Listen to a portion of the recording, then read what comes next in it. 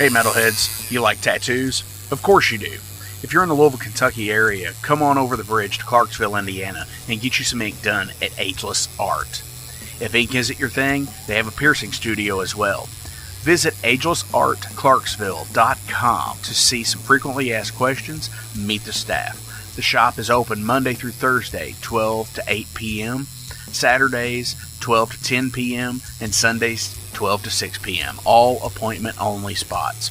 You can set up your appointments by phone at 812-283-1793 or email agelessarttatoosandpiercing@gmail.com and someone will get you set up for your first or your next tattoo or piercing.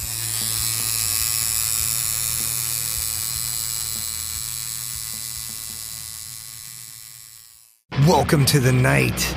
You think you know Night Demon?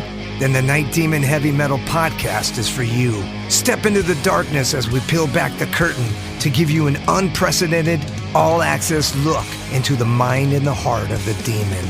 We're talking band history, song analysis, studio anecdotes, stories from the road. It's everything a diehard Night Demon fan could want and more. This is the only place to learn the inside scoop, the deep dive trivia, the untold tales from the band members themselves and those closest to the Night Demon story. Need more? The Sacred Night Demon Crypt will be pried open to reveal demo recordings that have never before seen the light of day, all with in-depth commentary by the band and the people who were there for the writing and recording process. This is a gold mine, a treasure trove of all things Night Demon. Head over to nightdemon.net or wherever you listen to podcasts.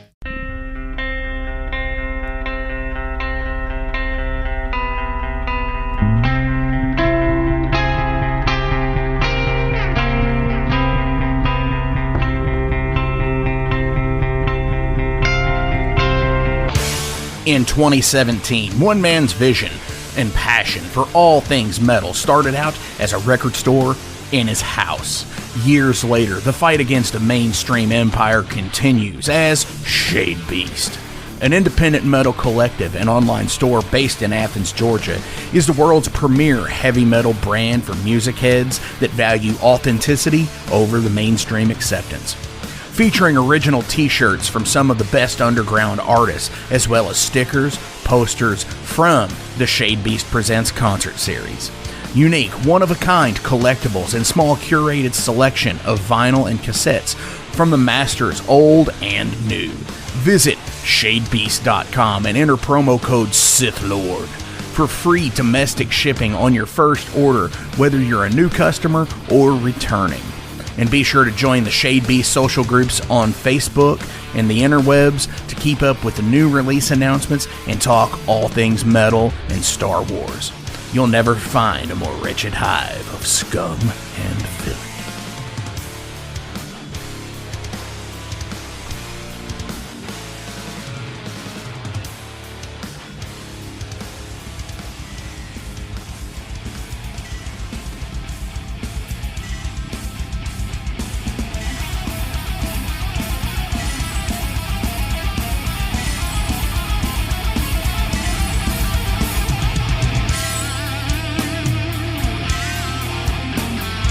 Thank you for tuning into the Metal Forge. I am Mark Jackson and I am your host. The premise of the show is pretty simple.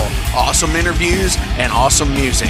If you want to contact me, hit me up at metalforgeradio@gmail.com or visit the website metalforgeradio.com. And now let's get this show on the road. What's going on, metalheads? Thank you all for tuning in to another week of the Metal Forge. How the fuck are you? Holy shit. You know, this is going to be a trend here, I think, because this is the follow-up to what Jason and I were talking about last week on the monologue, and he is here again, right? I am here again. He is fucking back. Jason, dude, it is awesome to always talk to you and do this awesome fucking Flamekeeper, Metal Forge, Alehorn, Mudhorn, Unsleeved, big ball of fucking wax conglomerate. We got a lot of shit going on, apparently. Yeah, it's like everything's its own show, and then there's like split shows.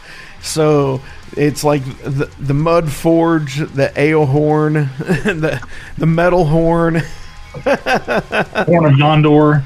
The beacons are lit. Yes. For Minas Tirith. So this week, before we go on, Jason, we have Stormstress, all from way up in Massachusetts. And the ladies, oh my gosh, they are awesome. Super fun times were had when we had this interview a couple weeks back. Super fucking fun, awesome. We're going to check in with them here in a minute. But Jason and I, we kind of talked last week about, we kind of brought up some, fighting between some bands and shit like that. So I was thinking, what if we did, a top 3 feuds of metal? So we're kind of dipping between, the mud horn here and the metal forge, because why not, right? So, your top 3 feuds of metal. So let's go in reverse order. So your number 3 would be. I'm gonna probably go the Metallica GNR stadium tour. That was a fun one.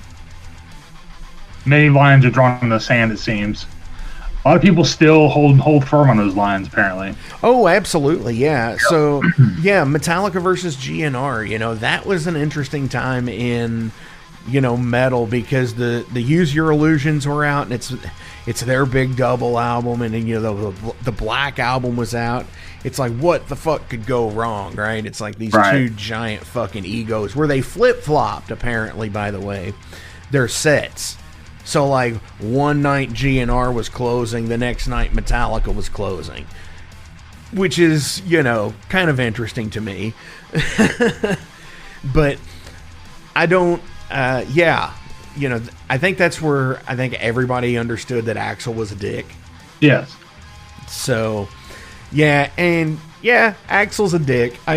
He's from Indiana, I can say that. I thought it was curious that they actually agreed to play the same festival, that Power Trip Fest, even though they're separated by a whole day. But still, that's the fact they're on the same fest is a little. I don't know who backed down a little bit, saying they never play with each other again. I wouldn't mind knowing that. Well, that's the whole thing too. But GNR $5 million probably change your mind a lot too. What's that? $5 million would probably change your mind a lot too. Yeah, that's true. Yeah. And the whole thing with that is with I think Axl could be on a lot of people's lists, Axl versus the world. Yeah. Because he sued the Offspring for Chinese democracy. And won, because he's like, oh, well, we were going to come out with that album in 1994, and then it just took 15 extra years or whatever, or 19 extra years or some shit. That came out during the Death Magnetic tour, actually. Did it? Yeah, I was. Me and my wife actually took a road trip to see Metallica in Little Rock. We were just going somewhere new we'd never been, and it came out the Sunday that we were coming back. And I was tempted to stop at a Best Buy and get it, but I didn't. I'm glad I did. But somehow I still ended up with a copy of it somewhere. It's pretty bad. All right, so my number 3 would be Ozzy versus Daisley. Okay. Because it's how petty can you be? To completely erase someone out of history on your album. And it's just that they never delete that shit. They just turn it down and Rob plays over it. Yeah. And Rob's still playing the same bass line that Daisley wrote, but it's like this. He doesn't have to give him performance credit or some shit. Sure. But the thing about it is it's fucked, because it's are we ever gonna get a real version remaster? Yeah, I don't know if we will or not. And because I've got a Jet Records version of the CD, and it's fucking amazing. And I'm a purist when it comes to that. If in my CD collection, I want as earliest print as possible. Right. And luckily enough for pretty much all of the big four, I do have those. And I love that. So what would be your number 2 feud? Oh, this is easy. It's Sharon versus Bruce Dickinson. SOVS. You just saw an BFD. Bruce fucking Dickinson. That's right. Yes. The ever horrible Ozfest incident. Yes. Like I've said, it's imagine being the person that's your first time ever seeing Maiden, and that's what you end up getting from the show promoter. Total BS, man. Just total BS. No matter what your problem is with them, you still ruin somebody's first experience. You know? Oh, absolutely. And I think I'd talked to somebody on this show about that that was his first show, because that would piss me off to no end, man. I mean, it's memorable. Because wasn't that the one that they played? That was the one over in like London or some shit, wasn't it?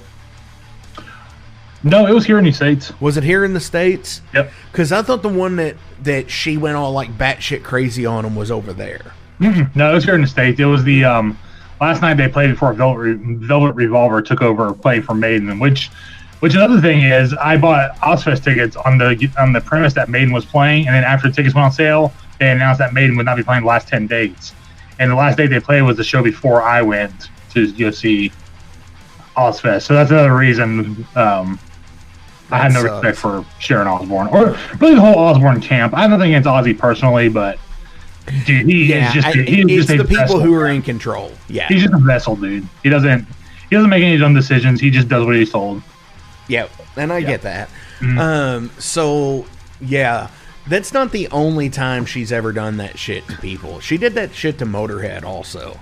Really? Yeah, back in like the 80s when they played like Japan together and shit. Yeah. And that's when like Oz and Lim were just like really got really close and shit. And just like she fucking completely ruined that. He didn't talk to Ozzy for a few years. Well, let's just look at the people that she's had problems with. Let's just start from the top. Yeah. That's, who hasn't she? Billy Corgan from Smashing Pumpkins. Randy Rhoads. J.T. Lee. Bob Daisley. And Lee Kerslake. Bruce Dickinson, obviously. Rob Zombie. I don't care about Rob Zombie personally, but she did pretty much take all his players at one point or another. Like Tommy Leftos and Blasco were both Rob Zombie alumni. Well, and I mean, let's face it. I mean, they might have been hired hands, but still, it's like, it's funny, kind of weird that they toured together a lot, then all of a sudden that band's just gone and, Yeah, I get that. Yeah. Yeah. What else am I missing? I mean, there's some other ones. Oh, and of course, you can't forget the Insane Clown Posse bet that she lost and never paid up on. Yeah, so, right. Yeah. Even they paid up on shit. I'll say that. That was one of the things it's actually a true thing that I know people who have confirmed it is Mick Foley and Terry Funk were at a wrestling event, like an indie wrestling event, and ICP were there, and they were like, oh, and by the way, what about all that money you owe us for all those tapes you sold with our match in it? And ICP cut them a check right there for them. So that's pretty cool. I'm no fan, but if they're stand up, they're stand up. Can't say anything about that. Exactly. Yeah. My number 2 is the ever classic, and I'm starting to realize there is a lot of animosity here because I mentioned him, you mentioned him, I'm mentioning him again. It's Ozzy in the return. In the Ozzy versus Dio shit. Oh, yes, that's a good one, too, yeah. And it's like, for me, Ozzy versus Dio is always like the thing. It's like, yeah, you've got the bands, and is Dio a better band? Is Ozzy in the 80s a better band? Is, like, Rainbow better than Sabbath with Ozzy? Is Dio Sabbath better than Ozzy Sabbath? You've got so many facets of the Ozzy versus Dio feud, but my personal favorite is the No More Tour's last 2 shows where Black Sabbath was going to play. And they had just put out Dehumanizer. And they were going to open for Ozzy. And Ronnie completely shit on it and said he would not fucking do it. That he would not play before him at all. He wouldn't even fucking entertain playing for him. And even playing after him was out of the question. He wouldn't even play with Ozzy. So, fucking, they had to call in Rob Halford. Right. To do the vocals for those 2 nights. And there is very shitty video out there of it. But it is, and it's shitty audio because it's on fucking like a VHS-C fucking transfer. But it's it's Rob singing fucking Sabbath, it's awesome. Yeah, I've seen a couple of the performances, bootleg versions. Right. It sounds like it could have been okay. So that's what I always loved about the Speak of the Devil bootleg, because that was a bootleg that he bought the rights to. Right. And I really love that show with Brad Gillis on guitar, and I love the stage setup where it's like the little castle and shit like that. It's pretty fucking badass. I forgot to mention the Tony Iommi versus Sharon feud also. Yeah, right. There's another one. Or Bill Ward versus Sharon. Yeah, the one that never ended, really. Yep. Right. So you're number 1. There's a lot of good ones I really like. I also forgot to mention Vince Neil versus Axl Rose, the fight that never happened. Right. Yeah, I forgot that one. A couple honorable mentions real quick is Jeff Tate versus Queensryche, which I find fascinating. Yes. Yeah, and but I'm gonna go with the current event, man. Right now, I'm all in on this Mick Mars versus Motley Crue stuff. Right. This shit absolutely kills me. It's so funny because I've been saying for a long time that it's been a lot of tracks. Because dude, you watch videos and just watch them. Like Tommy Lee's walking up to the drum set when the fucking song's playing. Nikki Sixx is clapping his hands above his head while the fucking bass line's going. Shit like that. And Vince is just whatever the fuck he's doing. I don't even know what the hell you call that. Fucking some kind of weird squealing. But the backup vocals are perfect when he's like sitting there clapping also. So Mick Mars apparently is the only one playing. Can I do it? Can I do it? Yeah. Mick Mars is the only one playing because I read that the production manager was slamming Mick Mars for playing the wrong chords. Like, well, that kind of just vindicates what he's been saying. Right. Because if you're playing the wrong chords, that means you're not playing to a track. That means you're messing up. So, I'm team Mars all the way here. Well, yeah, and sure. Mick Mars is like, he's like heavy metal grandpa at this point. I think where he's been in, not to glamorize everything that's been like his like health issues and stuff like that.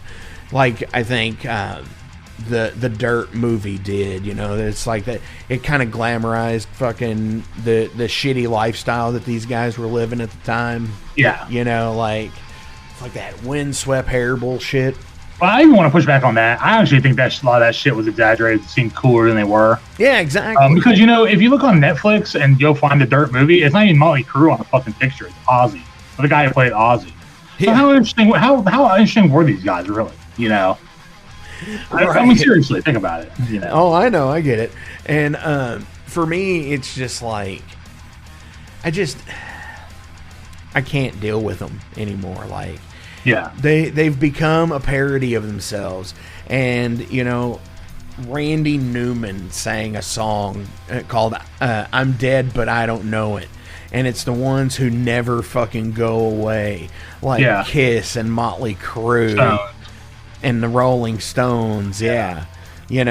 And, here's some trivia. As of the day this is being recorded, which is the 10th, this is the day in 1970, 53 years ago, that Paul McCartney left the Beatles. Okay. I'm a big Beatles fan, so I didn't know that. Yeah. So my number 1, that's definitely one of them also, is like the fucking Beatles fucking feud. Yeah. That's an honorable mention. You know, obviously, fucking Eric Clapton with a few different fucking people could be the Sabbath versus Zeppelin debate. You know, of metal, that big feud. No, it's Sabbath all the way. Sorry. What's that? It's Sabbath all the way. I'm not a huge Zeppelin fan. Yeah, me either. I acknowledge how good they were, but dude, their first couple albums were mostly blues covers. I mean, let's be honest here. Right. Oh, for sure. You know, and so that's really my thing is like, it's really hard to pick just one as a top number one, but almost, you know, it's almost like the Montreal screw job in wrestling at this point. It's taken on a life of its own, and it's obviously, you know what it's going to be. It's going to be Mustaine versus Metallica. Yeah, that's a good one. I actually didn't pick that one on purpose. I knew you would. Yeah, because I'm a fucking geek, you know. I'm a thrash geek, you know. But it's like, it's been going on for 42 years. Well, it keeps Mustaine's name in the papers. Well, yeah. Or, you know, relatively speaking, papers. Like, and that's just the whole websites, I guess. And that's the whole thing, is he cannot get over it. And, I mean, I'm sure he is over it, but people keep bringing it up. Interviewers keep bringing it up. And, you know, and that's the other thing, too. It doesn't even have to be the interviewers bringing it up. Because I remember distinctly in an interview that I did recently with someone involved in that whole camp, right? Yeah. Bringing that up and saying, well, we heard Kill 'Em All, and that's what drove Killing Is My Business to be so fast. Right. Because they were like pissed. And then that's when the real taunting started to happen to Dave. Was, hey Dave, is your new Megadeth album going to be faster than Metallica? You know? And that's what pissed him off. So, well, but, you know, it's what it is at this point. Yeah, that's another thing that I think he got over a long, long time ago. Because in the David Ellison interview that you had, Ellison himself even said they toured with him in the 90s. The Black Album. Yeah, like on the Black Album in the 90s when they were overseas and like Russia, so I mean, and shit. How mad were you really? Yeah, exactly. And so it's like it's like whitewashing of history in metal, because I think they did the same thing with Ozzy. And this is one of my personal like feud things with Ozzy. The Ozzy camp is, you know, ever since he put out No More Tears and like the Behind the Music thing, you know, brought out that he you know, he tried to kill Sharon, so they sent him to rehab and all this other shit, that he was supposedly sober the entire time. When they came out with the documentary God Bless Ozzy Osbourne in 2011, it was just like, no, he's never been sober for more than 40 days since the fucking fuck all of whenever. Yeah. And it's just like, shit, man. It's like, that's when I was like, man, this fucking sucks. Yeah, some of it's just perpetuated to keep headlines going, you know? Yeah. And, you know, maybe this will be his last performance. I mean, it seems like it would be a big send-off for him. For him, I hope it is. Yeah. I have a feeling it's not, but... Yeah, I know. Yeah. And that's the whole thing, too, is like,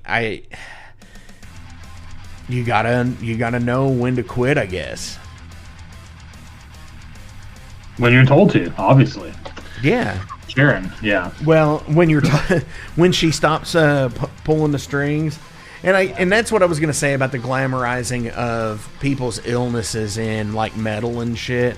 Mm-hmm. Yeah, you know, where Ozzy has like Parkinson's or an early onset dementia or some shit. I'm not sure exactly what it was, but and then, you know, Mick Mars's disease. But you got to understand, these people have made hundreds of millions of dollars and can afford the best health care money can buy. So yeah, you know, that's how that works. Well, Mick Mars's condition is his body is like fusing together. Like his mobility is like almost gone. He was like a board. Another Indiana guy, by the way. Yeah. Oh, is he really? That's cool. He was from Bloomington. Yeah, wasn't that dude like in his like late 30s when he joined Motley Crue? Like Yes. back in the early 80s. Yeah, he was like old already, man. It's kind of weird. And you know, for the Van Whalen group out there in Louisville, Kentucky, shout out to them because Les. That's it. That's all I can say. All right. Shout out to Les. I'm treating this like a real radio show all of a sudden. Yeah. It sounds good. So awesome, Jason. Do you have anything else you want to add? I thought of one real quick. Another honorable mention: Overkill versus ex-guitar player Bobby Gustafson. Was a pretty good one for a while too. He got mad when they released a live DVD of. I can't remember what 2 albums there were, but there's 2 albums he played on. He went off the deep end on that live album existing. So hey, that was a fun one for a while. He was the only one acknowledging it. Everyone else was like, yeah, it's called Business. See ya. Right. Another couple of honorable mentions here. Okay. Ace Frehley versus Kiss. God damn it, that's a good one. Yeah, that is a good one. Yeah. And Vinnie Vincent versus Kiss. Yeah. I would go David Lee Roth versus Van Halen, and then Sammy Hagar versus Van Halen, and then David Lee Roth versus Van Hagar, and then back to Sammy Hagar versus Van Halen. Right. Yeah, it just seemed like whoever wasn't singing was like the enemy. And then David versus Wolfie. Did they feud a little bit? I think so. I think they recently have. It's so fucking stupid. Yeah. Because I think he wanted to go back on tour as Van Halen, and you know, I mean, what's Wolfie gonna do? Is he gonna? They're not gonna bring back Mark Anthony, dude. Like Pantera, Phil Anselmo versus Pantera was another good one. Yeah. Phil Anselmo versus Metallica was a good one too. There was quite a bit there in late '90s that was going on. Yep, there was. But I was gonna say, Pantera reunion has showed us that you don't need any founding members to. Hey, Rex was a founding member. Yeah, you want to put in Van Halen? Just fucking throw some guys up there and say we're Van Halen and go for it. I mean, really, what's the difference? And here's the thing. I love Kiss and I love Gwar. Yeah. But it's the whole fucking reason of Dave Brockie got the idea from Gwar from Kiss. Sure. Because at the time when, Kiss had different members under makeup, like Vinnie Vincent and who the fuck ever else, Mark St. John, I don't know. Yeah. But Eric Carr, yes. And fucking, so he realized that, hey, if we create a character like Odorous Urungus, excuse me, I slurred there, fuck. But if you took Odorous, that essentially anybody could be Odorous in the end. That's what his idea was. And look how many different beefcakes there's been. I don't even know. I mean, yeah. I don't really keep up with Gwar too much, so right. I don't really call it band. But so yeah, that's another good one. So awesome. Anything else? No, that's it for this week. I don't have any. No more feuds I can think of off the top of my head. Right on. So this is actually an interesting heavy metal wasteland meets the Metal Forge monologue start. I like. Yeah, just if you think of any listeners out there, just write them in the comments. Yeah, for sure. Yeah. Definitely. That we didn't cover. So that's all I got, Mark. Awesome. So this is from Stormstress. This is Corpses Don't Cry.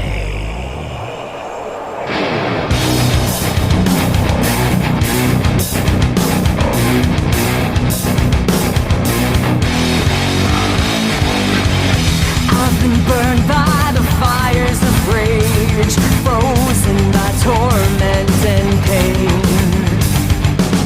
I've been stabbed by the sharpest cries and fooled by the prettiest lies.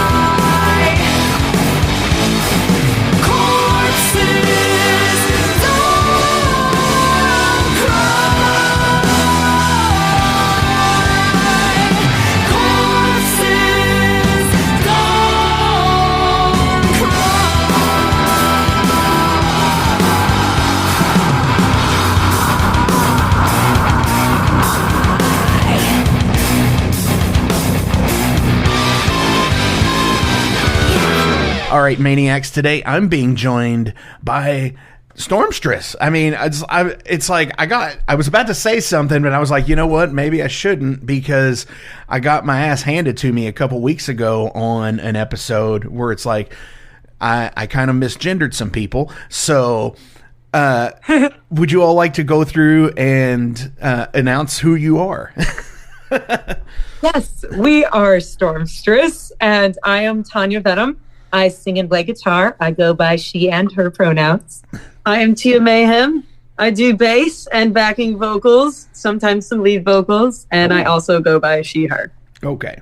I'm Maddie Mae Scott. I play the drums and backing vocals, and also she, her. Okay, so the ladies in Stormstress, I can say. Awesome. We appreciate it, though. Yes, we appreciate you asking. Definitely. So you all are from the Northeast of the United States. You all are from, like, the Massachusetts area, correct? So we all live in the Massachusetts area. I'm sorry? But we're from various places. My sister and I are from Detroit originally. Okay. And where are you from, Matt? I'm from England. Where are you from? England, but I live in Massachusetts now. Oh, wow. So, Yeah. Like, born in England and everything? And, Yeah. And you're naturalized. You don't have an accent. No, I used to. It's gone away, definitely, for sure. Oh, There's no. I hear it moments. just a little bit. Yeah. No, that's part of the fun is, like, that's part of the fun of listening to Lemmy, who's not being able to understand him because of his accent. Yeah, exactly. But yeah. So tell everybody out in Metal Forge Land about Stormstress. So we are a heavy metal power trio. We all, we love metal, we love rock and roll, and the three of us met in Massachusetts in a previous band. We made up the rhythm section of a different band, and we split off from that band and formed our own power trio with just the three of us. So we couldn't wait to just take the reins and just rock with our three favorite people. Right on. No, I think for me as a person, being in a 3-piece band is where it's always been. Every time I've tried to be in a 4-piece band, with the current, it's never worked. But yeah, so you were in another band, you ended up breaking away from that and just doing this. Yeah. The last band, people wanted to go different musical directions in the last band. But the three of us all wanted to do the same musical growth. We wanted to grow heavier and more into metal. And so we just decided to, just team up and do it. We're like, we'll just do it ourselves. And then we started singing. We're like, we'll just do it ourselves. Well, definitely. I mean, that's the moment in time where I think as a musician, you have to get to that. It's like, you can't just rely on, are we going to find another singer, because sometimes you don't. And you have to jump out there and do it and say, fuck this, I'm going to do this myself. That's what I did. Exactly. And and it feels so good to have all that, the power to do exactly what you want. And the three of us happen to be very in line with the same dreams and ambitions and musical styles and interests. And there's no bullshit, no extra nonsense. It's just us. And we love it that way. And that's awesome. Better too. Yeah, car space. Yes, and definitely it makes touring easier as a 3-piece band too, because, hey, you can fit everything in a minivan. Exactly. Actually, on our last little run, we were able to fit every piece of our gear except for the bass cab. But this included a whole drum kit in a Ford Escape. Oh, what are you using bass cab wise? Please don't tell me it's the refrigerator. Thankfully not. Yeah, we were sharing with the other bands so that we could fit all everything else. Oh, that's awesome. That's one of the things that, being an independent musician has been great for, is locking in and touring with people to share gear with, because you don't always want to take an 8x10 cabinet or anything. And see, like, before we started recording, before Maddie got here, I showed you the base rig, which is 2 410 cabinets and 2 15 cabinets. And it's like, shit. It's like, that's more power for your money. And I'm fat and old now, and I don't want to take that. Because it's a big pain in the ass to logistically move around the country. Yeah, literally. And like we have been considering that, and actually have been working on like downsizing some of our gear so that everything can fit in the Ford Escape. Oh yeah. And with technology becoming way more, modernized, and it becoming more popular to go direct, we're kind of looking into those kind of alterations. Just to make touring easier. Yeah, why not? Sure. That's what we want to do. And that's the crazy thing, is not only has like the game changed completely on things like with the Helix and the Axe effects and the Kemper amps and so on and so forth, but even like, Maddie, on like a drum set situation, like the samples and stuff used on electric kits now have like used to be that same MIDI sound. And now it actually sounds like real drums on like those mesh heads and stuff, and it's so cool. So yeah, that's our next thing too. I think we're gonna say, all right, Mike, we're gonna do this. Honestly, it's amazing what good sounds you can get out of even an electric kit nowadays. Like, the sampling is becoming just so good. A little scary, but good. Oh, right. I always look at it like, so if you follow like visual effects for like movies and stuff, and like you see all these deep fake videos on like Instagram and TikTok and all that, where it looks like somebody's saying something but it's not really them. Imagine how that's going to affect our the audio industry, this, like the bands and stuff like that. Because essentially, if you're not, essentially nobody ever has to really like retire at that point. Because they can just create videos and like the de-aging videos, like what Marvel does and stuff. It's crazy. So wild.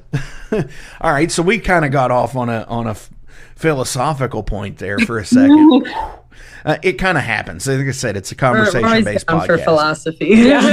Right. So what's going on with Stormstress? Are you all currently writing, recording, getting ready to tour? What do y'all want to do? So we just put out our latest music video, a new single called Buried You in the Snow. And so we're super excited about that. It's on YouTube and Spotify and all over the place. And so with that, we're really excited to kind of have that as like a taste of what is to come for Stormstress. We're not currently like in the studio working on a new album yet, but we intend to make some things happen that'll put us in a position where we can do that soon. But in the meantime, playing some shows, we're talking with some people about touring, and it's all very exciting.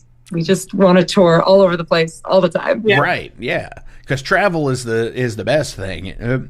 Tattoos and travel to me are the best medicines, so I get that. What were you going to say, Maddie? I was going to say, the touring is super exciting, and hopefully we'll have something solid soon. Definitely. And of course, people can find you guys on the internet and everything like that. I noticed that there wasn't a Metal Archives page for you guys, or you all, sorry, which is interesting because normally there is for like everybody. And, oh my gosh, well, someone needs to make one. Yeah, so I will probably do that later, actually, because everybody needs to, I definitely think it's a great thing to have because, obviously, like with tape trading and stuff, that like back in the day, the Metal Archives kind of is that now because you can get on there and hit the random button and find anybody. So, hell yeah. Awesome.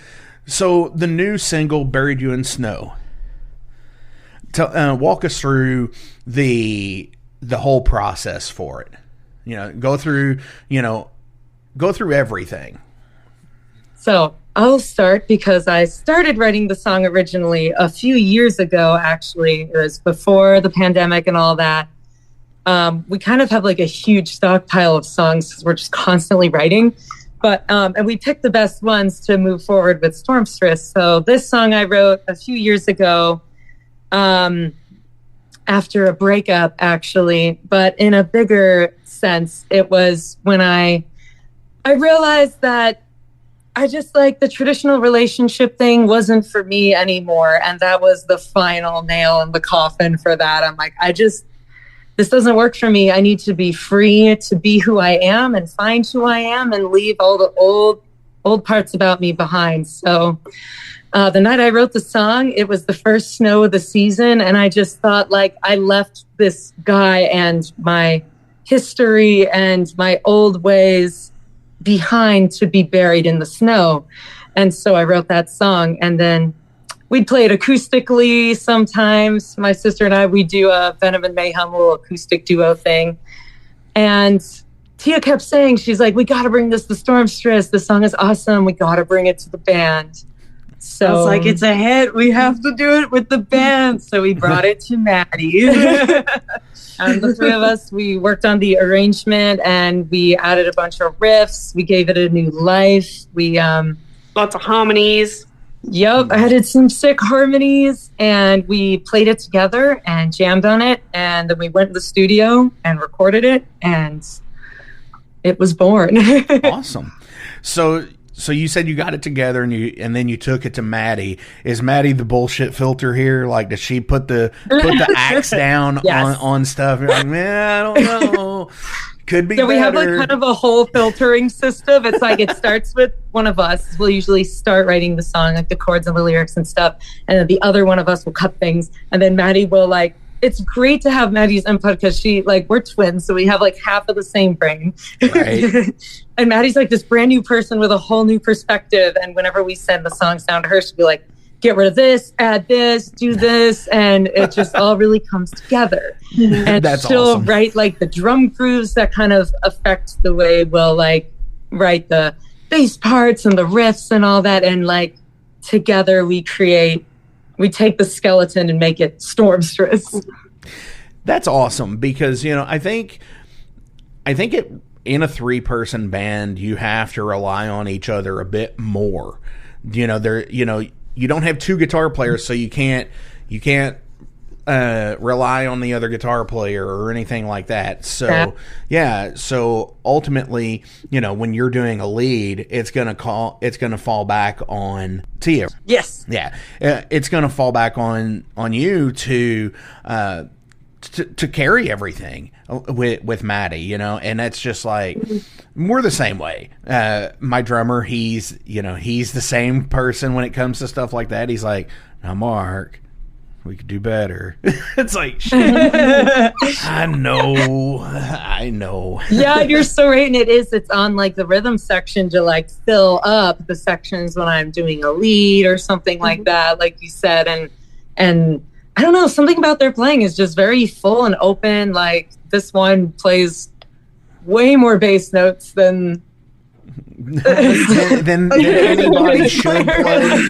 Than and Maddie anybody should grooves play. like so hard. So like when they groove together, it just fills it up. Like nobody feel like that. Yeah, That is like awesome. It works because we all kind of go extra. We're all extra. So like that extra leaks over and becomes a big sound for just 3 people. Definitely. So I'm looking through the website here, and obviously, there is some. You do have some merch sections and stuff on there too. Mm-hmm. So you all actually do have an album out as well. Yes. We put an album out in 2022. Silver Lining. And tell us about that. When did it come out? And just. So Silver Lining came out in April of 2022, and it was basically a compilation of songs we had written and were writing before then, obviously. But we started recording before the pandemic happened, And then the pandemic hit and everything slowed way down, of course. So it took us a lot longer to get some of the songs out, which was really frustrating. But we still managed to get some things out during COVID while doing it safely. But then eventually we finally got it out once the world was kind of back in order and we can do a show. We could, tour a little bit with the album. And that happened around, April of last year. And we've just been playing around selling that album. And it's our first album. And we're so excited that we were able to put out a whole album right off the bat, thanks to our producers, Liz Borden from Lizzie Borden and the Axes and Sarah Fitzpatrick. They surprised us and was like, let's do a whole album. And we were like, yes, let's do it. Right. And, and doing an album, especially in this day and age, is always, it's a gamble because people, their minds are super short now when it comes to things like this. Are you going to have the memory retention for album stuff, because a lot of people have went to putting out EPs and 7-inch singles and stuff like that these days. And it's just, when you're going to get together, 8, 10 songs, 12 songs, 14 songs, whatever the case may be, I think you've really got to make sure that they're all bangers. Absolutely. Or that all thrash and no trash kind of thing. Exactly. And because I think that's one of the reasons why my band went to doing EPs and stuff, is because for one, you can turn them around a lot faster, and for two, it's you could cut a lot of the fat out, as it were. Exactly. Yeah, that's so true, and we considered that when we did the album. And we were like, okay, every song has to kick ass, like you were saying too. And we kept it on the shorter side because you're so right. People's attention spans are so very short now. And, with that, you could only do singles and do just fine. But I think all of us agree on the fact that we really like having that full album organization and experience where you can listen through to a snapshot of a band at that time and have the whole journey of getting through the album, but keeping it on the shorter end. And all our songs aren't too long either. So I think the album is only 35 minutes. Hey, with 8 songs, perfect. Which I think is about what people can do. That's actually really funny because I think Rain and Blood's only 32 minutes. And it's right. and I think it's they're 10 so songs. fast that it goes right through. Yeah, so you've totally got it there. I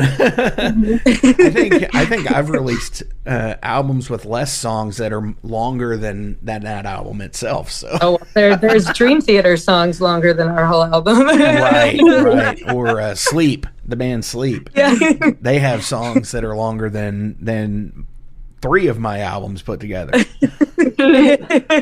And there is a market for that, but the general public is way distracted nowadays. Oh yeah. Well, I mean, when you seriously think about TikTok, it started out with a minute videos, and now it moves up to 3.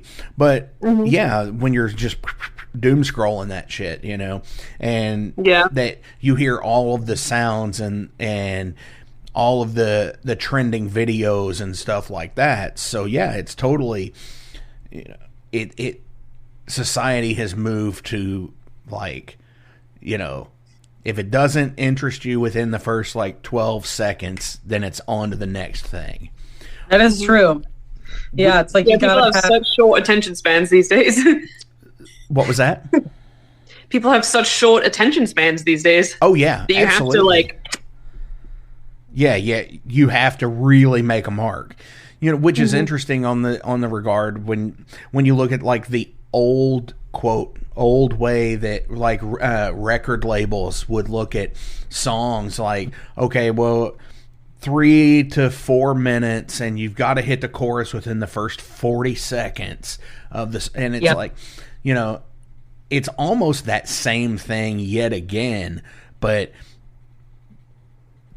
in just a different what am I trying to say here? Just like a different like medium for that matter.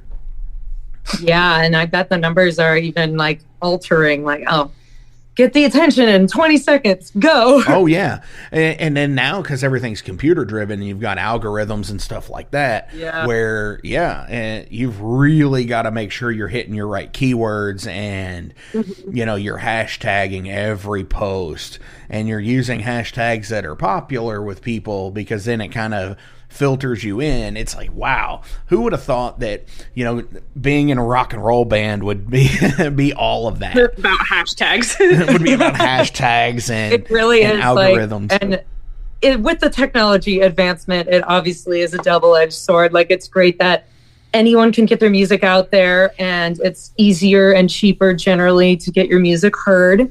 And then on the other side of the coin, it's of course like wildly saturated, and because of it, you have to be good at so many different things. Like, okay, we're our own manager, we're our own social media manager, we're our own PR campaign, we're our own engineers, we're our own everything. And it's like so much work, but it's worth it.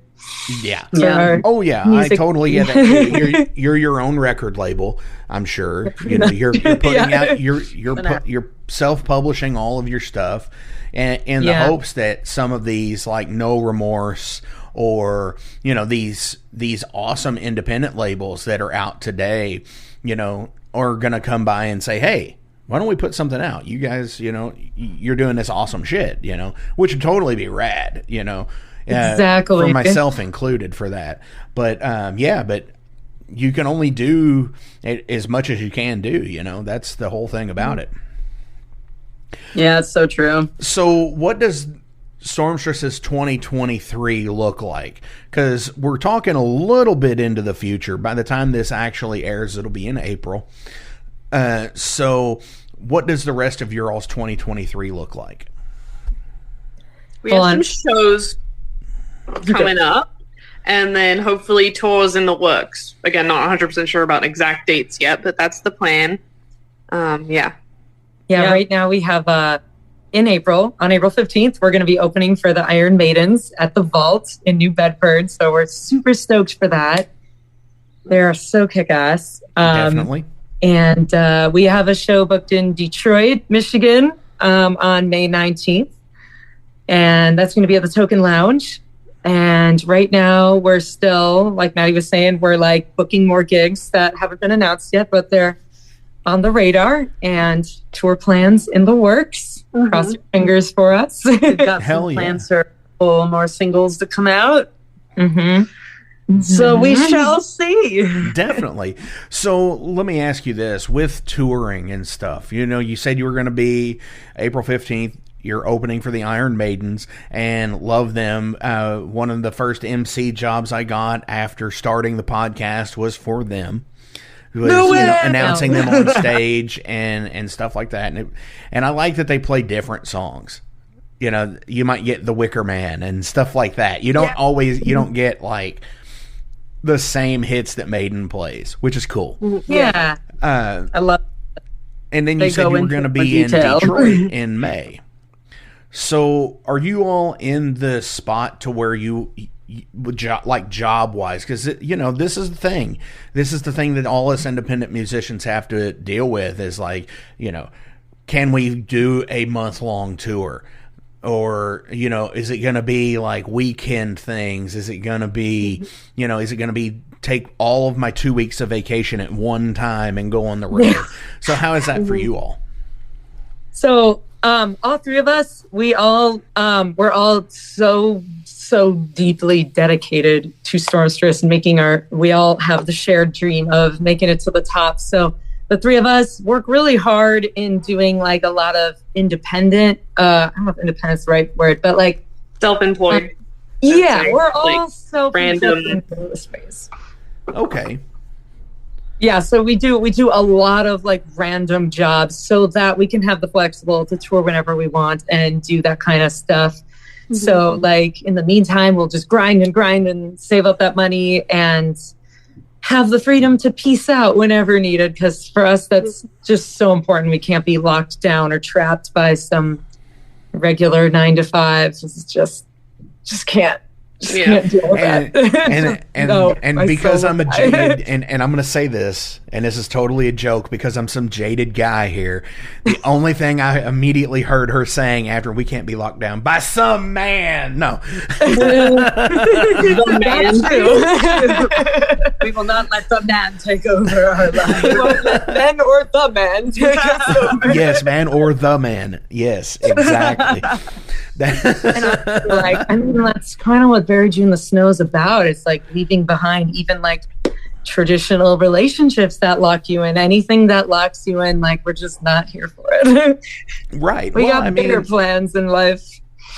You know, for me as a person, yeah, I totally get that, because I kind of feel like I'm the Jason Newsted thing going on, where it's like, but this is my children. Yeah, no, this is what I dedicate my time to. So, yeah, I totally get that.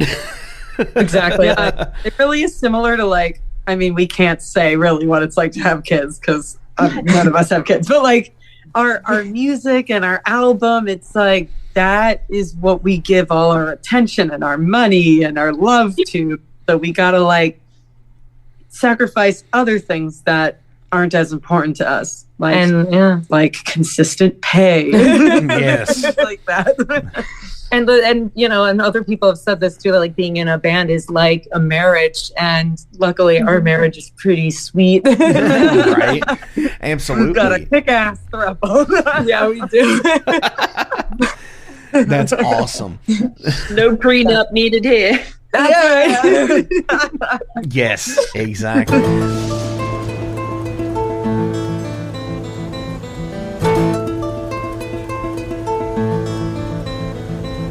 Since 2013, there has been a calling from the underground, from the graves of all those unholy, and they decided to make a zine to talk about all of this.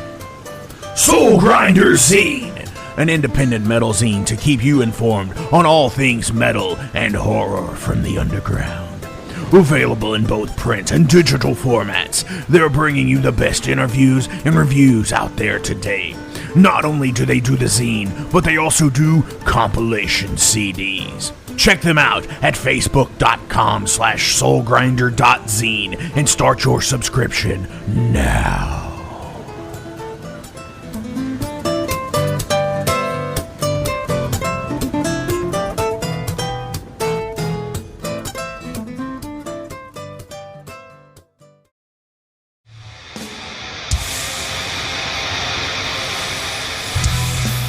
Hey everybody, let me tell you about the new sponsor to the Metal Forge, Unchained Tapes. They're an independent Pennsylvania tape label. They focus on extreme metal and punk with a killer approach to the tape scene. Visit their web store at unchainedtapes.bigcartel.com now to get your fill of tapes. And for being a Metal Forge listener, enter the code METALFORGE10 at checkout to get a 10% discount on your total purchase. That's unchainedtapes.bigcartel.com. I do like to switch over and ask some general profile questions about you all as people, because deep down, that's what we all are. We're all people. We just have our common interests like fucking metal and everything else. So I'm going to ask you guys some general profile questions. If you all are good to go. Absolutely. What would make you more nervous? Playing a show to 5 people or 5,000 people? 5. 5. So awkward. Pressure. I'd be so paranoid that nobody cares. Yeah, like feels like no one cares. It's really painful. And then you make eye contact with the same person like 20 times. Yeah. Yes, it's so weird. We played a show like that here back last year, and because we got slotted for the opening slot on a 2-day festival show in September, and it was characteristically cold for that time of year. So, and it's like, fuck, man. And there was a person there that stood right in front of the fucking stage, and she actually sang songs of ours. And I've never met this person. I was like, holy fuck. It's like, you're singing Gunslinger. This is fucking crazy. And it's like, ask, and I asked her after the show. She's like, yeah, I checked out every band on the bill. She's like, you guys fucking rock. I don't know why nobody else was fucking standing up here. It's like, yeah, you know, people are shy. That's awesome. So yeah, and if you got the one guy up there who is singing the songs, at least you got the right person up there. Yeah. Yes, absolutely. Absolutely. But it, you know, it's like, I always like, because I'm a singing bass player also, so I'm just like over off to the side where nobody else is. No one's over there. Like, yeah, you rock. doing the devil horns and shit, right? You're on an 8-hour drive between shows. You stop at the gas station for snacks. What 3 items are you going to purchase? All right, great, guys. Should we make eye contact for a second and figure this out? Yes. All right. Well, we got. I think we know one for sure. Yes. So we got the chips. Yeah. And you can't just say chips. Come on. No, there has to be a specific kind. Should we say the chips first together? Yes. Okay. 1, 2, 3. Popcorn. Wait, what? What is that? Popcorners. It's like it's chips. It's like popped chips. They're these amazing Popcorner triangle brand. chips, and they're called popcorners. Very addicting. We're obsessed with the kettle corn flavor, and there's a cinnamon flavor, but they probably wouldn't have that at a gas station. So we'd probably get a kettle corn popcorner. The red bag. The red bag. I've never heard of these. Very tasty. Holy shit. Like, you gotta try it. Oh my God. And it's like generally healthy as far as a chip goes, you know? One of those healthier chips. Right. It's a chip, but yeah. All right, so 2 more items. Good. Now what? Okay, 2 other items. What do we usually get? All right, we're always getting water and protein bars. We're always getting our Quest protein cookie. Oh, yeah, the peanut butter ones. Okay, I guess more peanut butter cookie than popcorners, maybe. Yeah. Water, sometimes seltzer for some of us. Then we got kettle corn popcorners and the cookie-shaped Quest protein cookie. Okay. Peanut butter flavor. Now, see, I've heard of those. I've heard of the Quest cookies before, but the popcorners, that's interesting because I've never heard of those. And now I'm going to have to like, I wonder if it's like is it like a Northeast thing maybe? Where are you based again? I'm in Louisville, Kentucky. Oh. So Midwest. So like, I don't know. Maybe it it's hasn't got there definitely yet. kind of hippie chip, so maybe it hasn't gotten down there yet. Maybe. See, even still, I will totally mail order and get some just to try them. Yes, highly recommend. Highly recommend. Get the red bag. Definitely. What is one piece of gear or equipment that you currently own that is most important to you? I mean, it's hard not to say my 3 PRS guitars. They're just my babies, and I can't choose one baby. Right. Well, I gotta go with my collection. I could definitely say that because if they're like legit PRS, American made, yeah, they're, that's like having custom shop Gibson stuff. They're my babies. Yep. I get that. I would say if we're not counting basses, because I would do my basses, but if not, I would say the Geddy Lee pedal, the YYZ Geddy Lee pedal. Ooh. It's got such good overdrive tones, and it keeps the low end as well as that grit on the high end, so that I can take it anywhere and turn any amp into a great sounding amp. Right. The way I want it. I would say my earplugs. Really? Nice. Yeah, absolutely. Because I mean, are they like the Herio kind where are they custom to you or something? Nope. No, they're just those just one earplug. orange foam earplug. No. Yeah. They're 25 cents at any gas station. He's a minimalist. Definitely a minimalist. I think it's funny that you chose the Geddy Lee pedal versus the Ricky or anything, because I own a Ricky finally, and like that's not cheap. Oh yeah, I mean honestly, my basses, my Rickenbacker and my Carvin. I mean, I can't go anywhere without them. Right. If I have that Geddy Lee box, everything will sound dope. Oh yeah, absolutely. Now, is that actually made by Tech 21? It is, yeah. Yeah.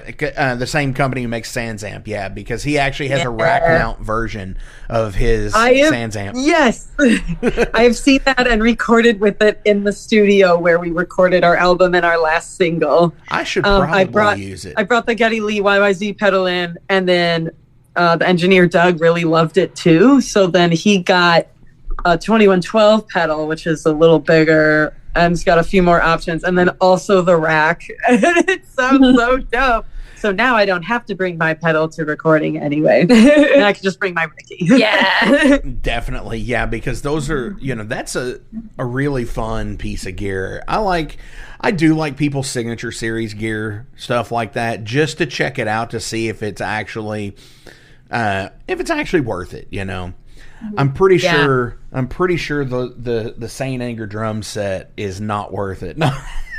Definitely. See, I do it on here even. So nobody can get behind that snare sound. No, not at all. That'll probably be cut out anyways. What large music festival would you most like to play? Oh, Hellfest. All right. Vakken and Hellfest. Yes. Is that for you, Maddie, as well? I said Hellfest. The twins said Vakken. Oh, okay. Okay. Yeah, I mean, they're both awesome, and I want to go to Wacken so bad, but like, you've got to get like in there to get tickets. Yeah. Because they sell out within minutes of going on sale, and they sell out a year in advance. That's ridiculous. If we play it, then we get to go. Yes, exactly. There's actually a pretty cool story about that with Wacken.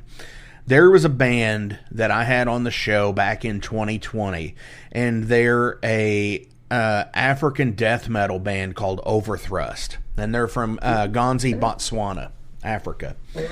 And they went on tour, and they played the bar across the street from like the festival grounds at Wacken. And there was a guy in there who completely dug their sound so much that he was just like, you know what? You guys are going to be on this show next year. I guarantee it. Oh my God, that's awesome. That's a great idea. And they were on the show next year, but the guy did not live long enough to see them on the show. And the guy who referred them and got them the gig was Lemmy. What? Yeah. And he was sitting in the bar. They were playing at the bar, and he got him the gig, and that was like, holy shit, dude. So yeah, walking, playing it, fuck yes. That's so crazy. Holy shit. What a wild story. Wow. Bummer that Lemmy won't be able to scout us. Yeah, right. That's the bad. I mean, me either. How do you feel about loaning your gear to other bands at shows? I don't mind doing it as long as I know that the person that I'm lending my drums to respects my instrument. And also if I lend someone my drum set, I don't want to see their singer jumping on my, how some singers jump on the drums and do those jumps off them. I don't want to see that. As long as I know they're not that kind of person, it's fine. Yes, I'll agree with that. And that's one of the reasons why I like to ask that question is I want to know what the drummers say about it. Because most of them are like, ain't nobody beating the shit out of my stuff but me. So it's funny, 10 minutes before this interview, I messaged a band we're playing with in April and was like, "Hey, I'm happy to backline my drum set." So yeah, Nice. What a special gift. Yes. Hey, sometimes So that is. Yeah. I'm about to play a show where other than drums, 2 of the 4 bands won't have any cabinets there because one band's gear sharing and we run direct. So It just keeps things efficient. yeah, Like, makes as it long as quick. people aren't as long as people aren't disrespectful and we know them generally. All right. Yeah. Oh, yeah. Yeah. And there's always the thing at the show when somebody's going to break a string, and there's always that person that runs out with the guitar that's not a tech, it's another band. It's like, here, get the show done, get your set done, and, you know, and do that. So that's always cool, too. Absolutely. Yeah. Absolutely. Yeah. Yeah, we were at a show once and someone's bass string broke and I offered my bass, but I didn't realize they were playing a 4-string and I had a 5-string, so it kind of threw them off. But they, at least they had Now, We also had a show once where didn't something happen to your bass head, Tia, and like the other band Yeah. came running up with one? Yeah, my bass head or cab or something exploded, and then someone was like, "Here's mine!" Oh my Running up. Yeah, it kind of feels like paying it forward. Like if you're willing to share your stuff, and then there's inevitably a time where you need to share someone. It kind of feels like it all goes in a nice like circle of life. oh, for sure, for sure. Now, you said the 5-string. Now, that's the Carvin, I'm taking it? I have a friend. His name is Dutch. He's also an amazing dude in the scene. He custom ordered me a 5-string Rickenbacker, and it took a couple years to come in, and I had no idea any of this was going down. Okay. So I don't know what he spent, but like it must have been amazing. So I have a 5-string Rickenbacker, and I'm very happy about it. Also, the 5-string Carvin, I just can't go back. Yeah. Okay, so maybe I just didn't notice that in the video. You gotta go look with the microscope. Yeah, go look at the microscope. Go get the No, magnifier. because like I'm always the 4-string bass guy. Like I've had Nice. 5 strings, and I'm just like, nah, come on. But yeah, seeing a 5-string Rick, especially because I think Al Cicerno from Sleep has a 5-string model, and they just have like these weird pickups in them. Or at least the ones that I see now have weird pickups. But I think it's funny that you said that somebody had ordered it for you and it took a couple of years, because that's just Rickenbacker. That's just Rickenbacker. That had nothing to do with the pandemic. It could have been in 2004. It could have been in Absolutely. it could have been ordered in 2004, and you would have got it in like 2022. Exactly. You know, they had to do it eventually. They're like, all Yeah. right, I guess we'll just stick this 5th string on. whatever. Here we go. Right. Well, you know, and they're such a weird company.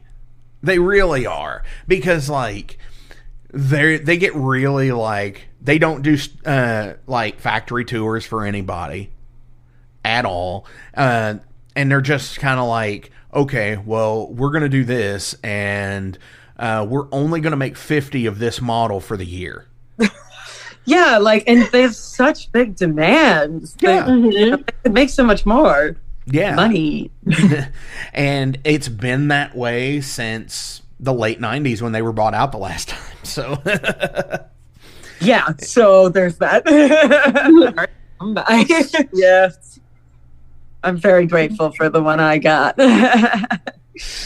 here's a nice fun one. If you all were going to cover an album, start to finish, what album would you choose? Whoa, an I haven't thought album. about that. Wow. Oh, that's a good That's a one. tough question, Whole yeah. album. Guys. Would we do a Hailstone one? Probably, yeah. I I mean, really I like, would. it's got like Matt. It's got like Matt Gray. Yeah. What's that one called? It's like black and gray, right? Yeah. and it had like a cool picture frame on front, I think. Yeah. Let me Is go that check it out. Let me go find it. Yeah. Which one was it? Which one? It was. I think it was the one with I Miss the Misery. Yeah, the strange case. Yeah. case. Yeah. Yeah, it's got Love Bites, I Miss the Misery, a lot of Yeah, it's got all the bangers on it. Okay. Yeah.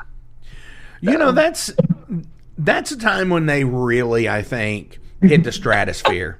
Yeah. Yeah, like that album is just kick-ass front to back. Oh, banging. Yeah. All banger. Yeah. We're big Hailstorm fans, so we'd have a blast doing it. I actually just recently watched a Gibson TV video with Lizzie Hale. And it completely blew me away from like seeing her guitars and like what Gibson's just like, oh, hey, by the way, try this out. And we're going to give this to you. And exactly. It's so like, awesome. It might be a signature series if you like it enough. Whoa, I want that to happen to all of us. No shit. I don't think Rickenbacker does it though, unfortunately. I seriously doubt it. You're not in the 50. It's not in the 50 that they're going to make. No. They'll make 2 signature copies. Yeah, right. Two lucky people. And that's the thing too with I'm knocking on them and of course jokingly, even their signature series are only limited to like 50 copies. Yeah, it's not so too minimal. Too many out there. Do you all have any pre-show routines or rituals that you do? Rituals like I'm sitting there saying this, y'all from fucking like Massachusetts. Like, do you have any witch things that you do? But no. Well, we do like to, we do like a whole series of stretches, and we try and like meditate a little bit before we go up there, like hype each other up. We always put our hands together and do the thing. We do on. 1, 2, 3, Stormstress! Stormstress reigns. What else? Yeah, I always say, let's go to work. Nice. Awesome. To the guys, I'm like, all right, let's go to work. And when I'm on stage and our intro's playing, I do like the fist bump to both of them. And then I know. So, do you all listen to any songs beforehand? Do you have like this one song or something or one album that gets you in the mood? Do you create a playlist for the day? Any kind of stuff like that? We do actually have one super band hype song, and it's "Don't Stop Me Now" by Queen. Yeah. That's cool.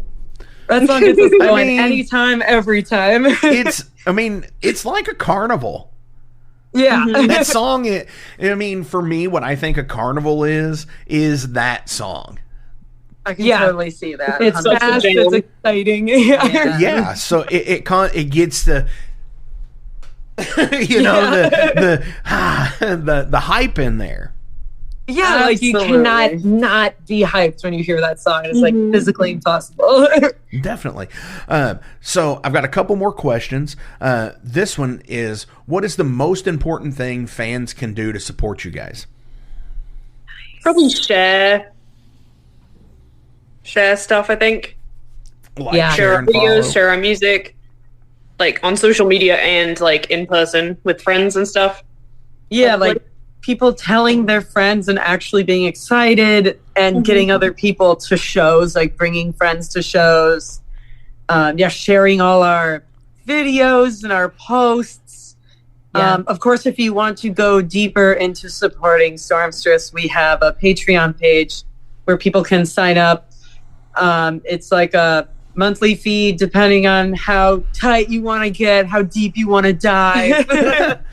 And you get behind the scenes features and all kinds of fun sneak peek stuff. So that's another good way to support us, and you get some fun stuff in return. Absolutely. So, as always, links are listed below in the description, so please give a like, a share, and a follow. Go to Bandcamp pages and purchase music. Go to shows, purchase music. Go to their actual website, and you can purchase music and merch there as well. Do you all have any shout-outs you want to give to anybody today? I'd like to shout out to Go ahead. all of our... I'd like to shout out to all of our current patrons right now who are supporting us. It's because of our Patreon page and our supporters that we were able to do this last single and music video. So thank you all for being a part of that. Our family and friends who just keep supporting and rising us up. It means so much.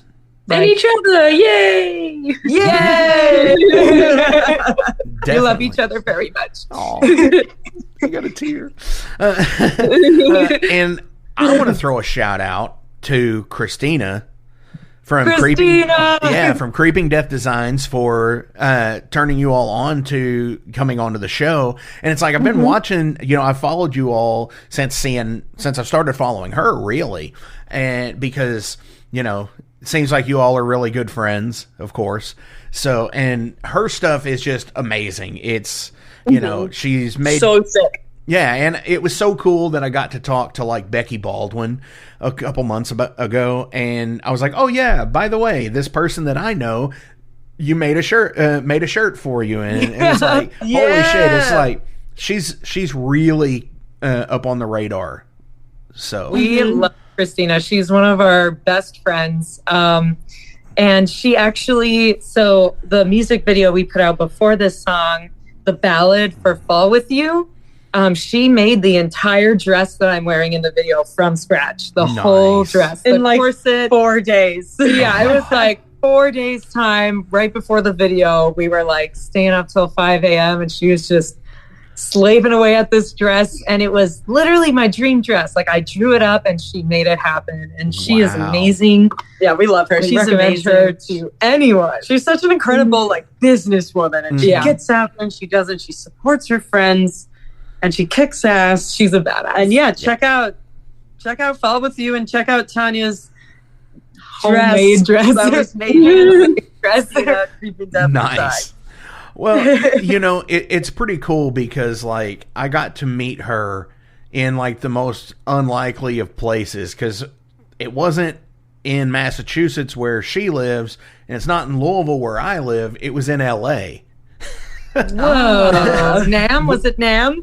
No, actually, it was NAM adjacent. I went out there for a few days on vacation last April, and I had already been following her on Instagram and stuff and Facebook, and I'm looking through the thing on there, and I see it, one of her stories, or it's like flight. Okay, cool. And this isn't anything new if you follow her. It's like, well, where the hell is she going now? And so I asked, I was like, hey, where are you headed to? And she's like, LA. And I was like, no shit. It's like, I'm supposed to get there at like 11 o'clock tonight. So we made it a point to meet up at the Rainbow and hang out for a minute. So That's amazing. Yeah, it was pretty cool. So final question of the day is, what do you believe happens after we die? Oh, we got a good answer for this. Well, I got an answer. What I think happens after we die is that, okay, so this might be the same for you. I believe that we are all energy orbs, basically, that kind of, I don't know if we select a body on purpose or we get randomly selected, but I kind of feel like the soul chooses the body, and so the soul uses this body as a tool to get through this earth experience. And then afterwards, you return to your orb state. And it's kind of, to me, I feel like it's kind of like a dream where when you die or whatever and your spirit leaves you, you'll remember all the vast universe knowledge that you knew as a spirit orb before you entered this game called Earth. Okay. If that makes any sense. Yeah, It's absolutely. so cool. Yeah, I could get behind that. that. Sounds about right. I would say similar. Yeah, I feel like because no energy is created or destroyed, so it's kind of like It just is. we are energy, and then we become a different form of energy through a different medium. Hopefully, fun and neutral or something. Yeah, I kind of agree too. Just like energy, but I feel like we probably come back as like another animal or creature, and depending on how good we were in the previous life, we come back as like top of the food chain or like, you know what I mean? Right. You treated somebody like shit in this life, you're a cockroach in the next, kind of thing. Yeah. Definitely. Yeah. That's an interesting concept for for, you know, I agree with the energy deal with that, but I always think that's interesting because I'm talking to twins here too. So is it the same energy that's split off? We do think that we might be from the same energy orb that's split into two, because we're identical twins. So we started as one being, and then it's split. So I think we are kind of the same energy bulb. Definitely. The orb. Of course, we may never know. Ladies, thank you all so much for coming into the Metal Forge this week. This has been fucking awesome. This has been super relaxed, super cool. Just like I said, straight up conversation based podcasting. That's what it's about. I love it. Thanks for having us. We had a blast hearing your cool questions. Yeah, Definitely. It was nice to hear some new questions from an interviewer. Oh, yeah. Well, I don't really care ever for the, well, how did you get started? Oh, so you were 12 when you started playing guitar. No, it's like, come on. Yeah, man. you know, you're going to hear that. We're all people, you know? Yeah. I love that. That was cool. So, are we going to play the new song out today? The new video out? Yes. Awesome. Well, tell everybody again what it is. So this is Buried You in the Snow, Stormstress's latest single and music video. Yeah.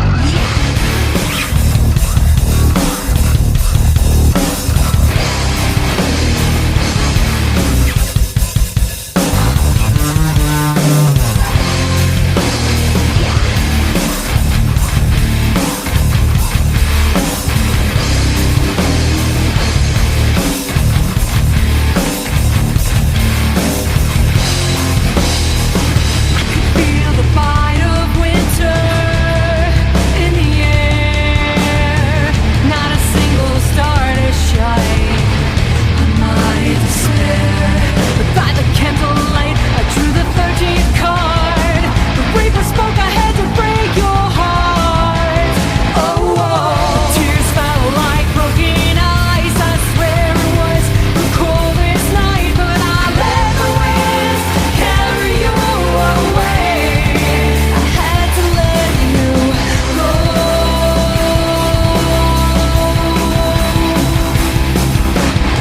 The bliss in your eyes faded away. Oh, dust blackened while you begged me to stay. But when midnight struck, I made a vow. I gotta learn how to be strong somehow. Oh, tears fell like broken ice. I swear it was the coldest night, but I let the winds carry you away. I had to let you go. I buried you in the snow. Buried you in the snow. All night I watched the snow fall.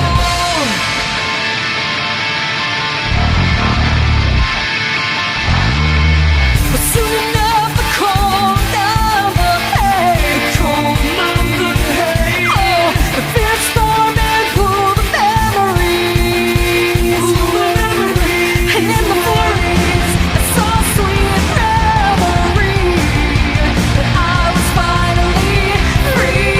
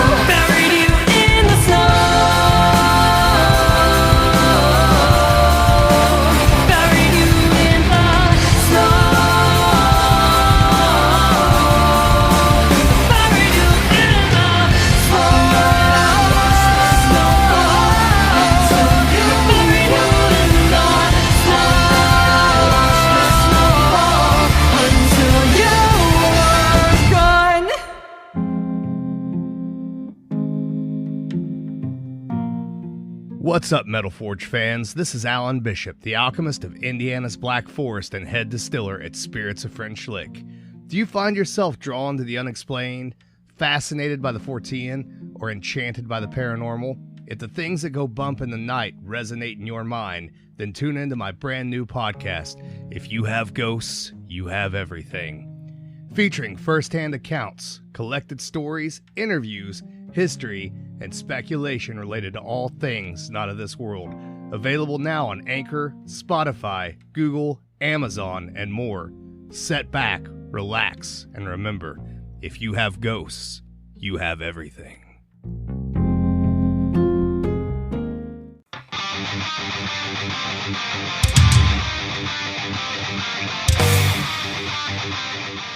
Hey, let me tell you guys about Mercenary Press. They're an independent London label and distributor of all things metal. Mercenary Press delivers the goods from their own independent zine. Trust me, you're going to want to get in on that. To distributing various bands from all over the world, including Cramp from Spain and Sadistic Force from Texas. Visit mercenarypress.bigcartel.com to find out what all they have in stock and what you can order.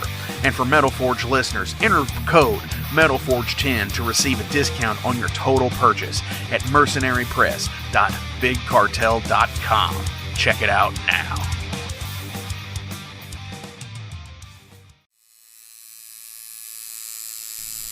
Hey Metalheads, it's with great pleasure I get to tell you guys about a new sponsor to the Metal Forge, Ageless Art, New Albany. After 20 years of owning and operating Ageless Art in Clarksville, Indiana, Phil Garrett had a vision for a new type of tattoo studio. Something that is clean and modern, sleek, refined, inviting. And he's done just that with Ageless Art in New Albany. You can find it at 2736 Charlestown Road, New Albany, Indiana, 47150. Business hours are Monday through Saturday, 11 a.m. to 7 p.m.